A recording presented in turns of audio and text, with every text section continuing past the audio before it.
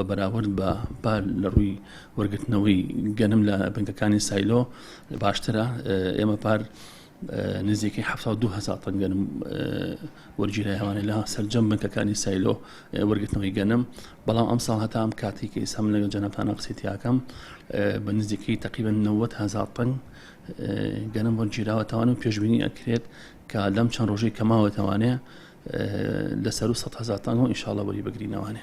ئەم ساڵ بەهۆی ئەو بارودۆخی کە لە جیهاندا ڕوویە بابەتی دروستبوونی شەڕی وڵاتانە و هەروەها بابەتی وشکە ساڵی بۆ هۆکاری ئەوەی کە میکانیزمی وەرگرتنەوەی گەنم لە سایلۆکانە جیاوازتر بێ لە ساڵانی پێشوو. ساڵانی پێشوو بڵین دەرەجاتی هەبوو، دەرەجە 1 و دەرەجە 2 دەرەجە 3 هەبوو، بەڵام ئەم ساڵ دەرەجات نییە، هەموو گەنم بەیەک وەرئەگیرێتەوە، بەڵام وەرئەگیرێتەوانێ بەڵام خەسمی تایە. بڵین ئەگەر بەپێ ئەو ستاندارانی کە لە تعلیماتەکانی وەزارەتی بازرگانی عێراقی دەرچووە نەتیجەی کە پشکنین تاقیگەی بۆکەن لە سایلۆکانە بەپێی ئەوە خەسم هەیە بەسەر دەرەجەی خەسمی 1,000 بە خەسمی با هەیە.